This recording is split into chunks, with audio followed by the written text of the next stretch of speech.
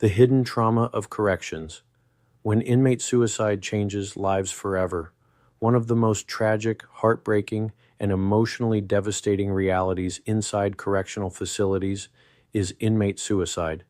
It is something many people outside the prison system rarely think about, yet correctional officers, nurses, counselors, administrators, and prison staff across America face this painful reality far more often than the public realizes. Every day, somewhere in America, a person sitting alone in a jail cell or prison dorm is fighting battles nobody can see.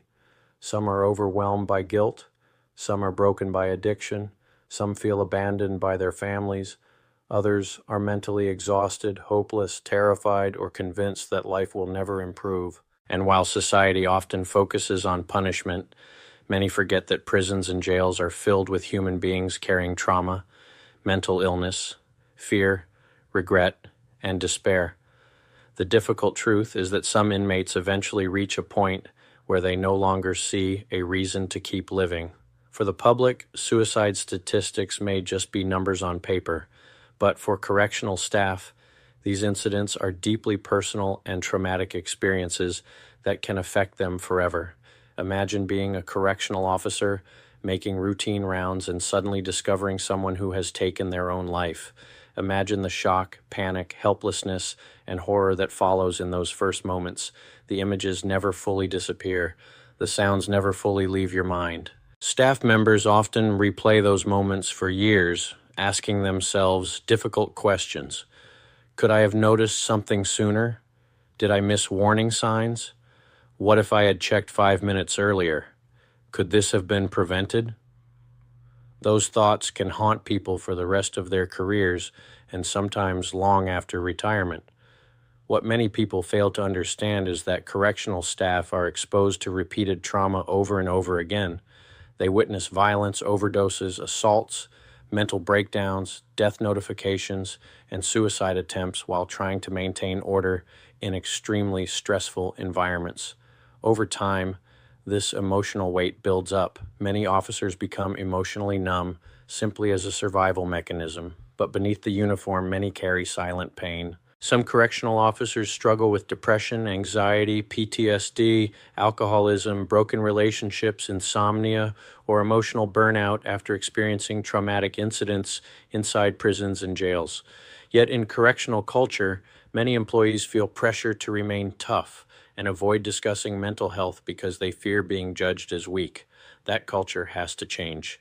Mental health support inside corrections cannot only focus on inmates. Staff members also need counseling, trauma support, peer support programs, crisis debriefings, and environments where they can openly talk about what they experience without shame or fear. At the same time, we must have honest conversations about why so many incarcerated people reach such extreme levels of hopelessness. Is it untreated mental illness, isolation, lack of human connection, addiction, fear of long sentences, abuse, trauma from childhood, a broken system? Often it is a combination of all these things. Suicide prevention inside correctional facilities is not simple. Officers cannot watch every inmate every second of every day. Mental health staff are often overwhelmed and understaffed. Many facilities across America struggle with overcrowding, staff shortages, and limited mental health resources. Yet despite those challenges, there are still ways we can improve. We need better suicide prevention training for staff. We need more mental health professionals inside facilities.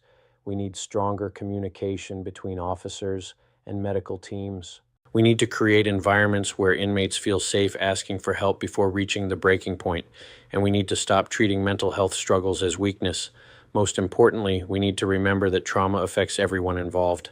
The inmate who dies, the family receiving the phone call, the officers who discover the scene, the nurses and medical staff who respond, the supervisors completing reports, the fellow inmates who witnessed it, the chaplains, counselors, and emergency responders.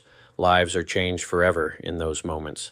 This conversation is uncomfortable, emotional, and difficult, but it is necessary, because behind prison walls are human beings on both sides of the bars, and many are suffering in silence. In Maybe the real question we need to ask ourselves is this: how do we create correctional systems that protect safety while also protecting human dignity, mental health, and hope before desperation turns into tragedy? And how do we better support the correctional staff who carry the emotional burden of these traumatic experiences every single day? Please leave a comment below.